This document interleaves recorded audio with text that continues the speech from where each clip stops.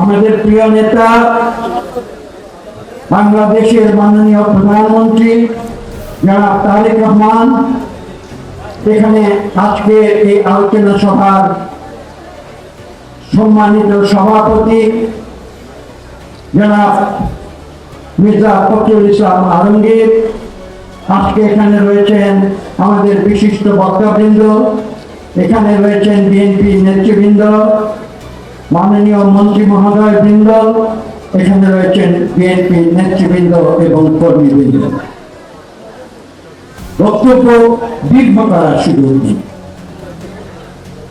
তিনটি কথা আমি আজকে আপনাদের উদ্দেশ্যে বলবো স্বল্পতম সময়। প্রথম কথা হচ্ছে এই, আজকে যারা নতুন প্রজন্ম, যাদের বয়স 55 বছরের কম, আজকে যারা এই কক্ষে উপস্থিত রয়েছেন, আমি তাদের উদ্দেশ্যে বিনীতভাবে একটি কথা বলবো। প্রথম কথাটি হচ্ছে এই যে আজকে এই স্বাধীন বাংলাদেশে আমরা কিন্তু বসবাস করতে পারতাম না যদি না শহীদ প্রেসিডেন্ট জিয়া রহমান সেই ইতিহাসের ক্রান্তি লগ্নে তিনি যদি না বলতেন I do hereby declare the independence of Bangladesh, আমরা সেই জন্য আজকে এখানে স্বাধীন বাংলাদেশে বসবাস। দ্বিতীয় কথাটি হচ্ছে এই যে তিনি শুধু স্বাধীনতার ঘোষণা দেননি, তিনি শুধু বীরত্বও ছিলেন না, তিনি কিন্তু পরবর্তীতে মাত্র 3.5 বছরের এফেক্টিভ রুলে তিনি বাংলাদেশকে তিনি বাস্কেট কেস থেকে সাকসেস কেসে নিয়ে গেছিলেন এবং তিনি প্রমাণ করেছিলেন যে স্বাধীনতা আমরা এনেছিলাম দুটি মূল উদ্দেশ্যে। প্রথমটি ছিল গণতন্ত্র, দ্বিতীয়টি ছিল এদেশের দরিদ্র মানুষের অর্থনৈতিক মুক্তি। শহীদ প্রেসিডেন্ট জিয়া রহমান মাত্র 3.5 বছরে বাংলাদেশকে তিনি দিয়েছিলেন গণতন্ত্র, বহুদলীয় গণতন্ত্র, এবং তিনি এই দেশকে তিনি দিয়েছিলেন বিশ্বব্যাপী সম্মান। তিনি দিয়েছিলেন উৎপাদনের রাজনীতি, যার মাধ্যমে বাংলাদেশ নতুন করে আমি বলবো 1975-এর পরে এই দেশের পুনর্গঠন। দ্বিতীয় যে কথাটি আমি আপনাদের উদ্দেশ্যে উপস্থাপন করতে চাই সেটি হচ্ছে 80 দশকের ইতিহাস। ইংরেজিতে একটি কথা আছে, vigilance is the eternal price of democracy. গণতন্ত্র কিন্তু পথ, এটা কখনো কুসুমাস্তীর্ণ নয়। পৃথিবীর ইতিহাস সাক্ষ্য দিয়েছে গণতন্ত্রের জন্য মানুষকে জীবন দিতে হয়েছে, রক্ত দিতে হয়েছে। 80 দশকে যখন এদেশে সামরিক শাসন এসেছিল, আমাদের শহীদ প্রেসিডেন্ট জিয়া রহমানের আকস্মিক দুর্ঘটনার পরে, তখন গণতন্ত্রের ঝান্ডা উঁচু করে দাঁড়িয়েছিলেন দেশ নেত্রী বেগম খালেদা জিয়া। এই হচ্ছে আমার তৃতীয় কথা।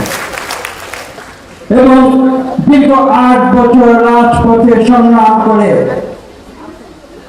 90-এর শেষে ছাত্র জনতার আন্দোলনের মাধ্যমে তিনি এদেশে পুনরায় গণতন্ত্র ফিরিয়ে এনেছিলেন 91 সেই ঐতিহাসিক নির্বাচনের মাধ্যমে, এবং তিনি এদেশের প্রথম নারী প্রধানমন্ত্রী, জনগণের ভালোবাসায় সিক্ত হয়ে প্রথম নারী প্রধানমন্ত্রী নির্বাচিত।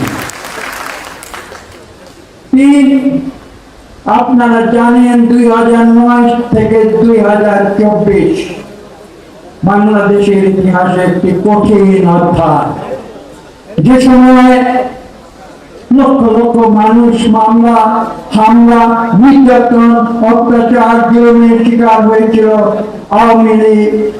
আওয়ামী লীগের স্বৈরাচারী শাসনের ফলশ্রুতিতে।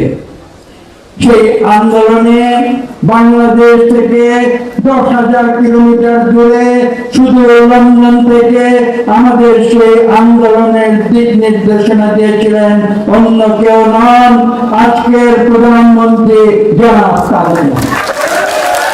এবং আমরা সেই আন্দোলনের ধারাবাহিকতায় আপনারা দেখেছেন 2024 জুলাই অগাস্টে একটি চূড়ান্ত পর্যায়ে ছাত্র জনতার সেই গতিপথে একটি পরিবর্তন এসেছিল। পরিবর্তনটি কি? তারা যে আন্দোলন শুরু করেছিল ছাত্ররা বৈষম্য বিরোধী, সেটা কিন্তু বৈষম্য বিরোধী আন্দোলন ছিল না।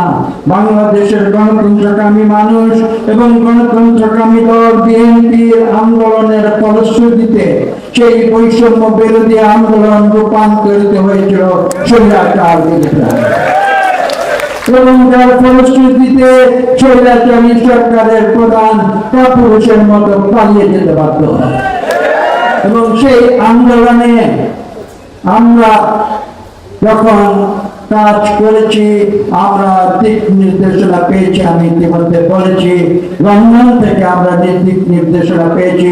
আমরা আন্দোলনকে চালিয়ে নিয়ে গিয়েছি এবং বাংলাদেশ থেকে জনাব তারেক রহমানের নেতৃত্বে পরিবর্তন এনে এদেশের পুনরায় গণতন্ত্রের ঝান্ডা এদেশের মানুষ উঁচু করে। আমি বক্তব্য দীর্ঘ করতে চাই না, শুধু সংক্ষেপে আরেকটি কথা বলে শেষ করবো। এটি হচ্ছে মাত্র 1 মাসে আমাদের মাননীয় প্রধানমন্ত্রী প্রমাণ করেছেন তিনি কথায় নন, তিনি কাজে বিশ্বাস। আমাদের কথা বললে হবে না, সময় অত্যন্ত সংকীর্ণ। বাংলাদেশের কোটি কোটি মানুষ, তাদের প্রয়োজন যে গণতন্ত্র এবং অর্থ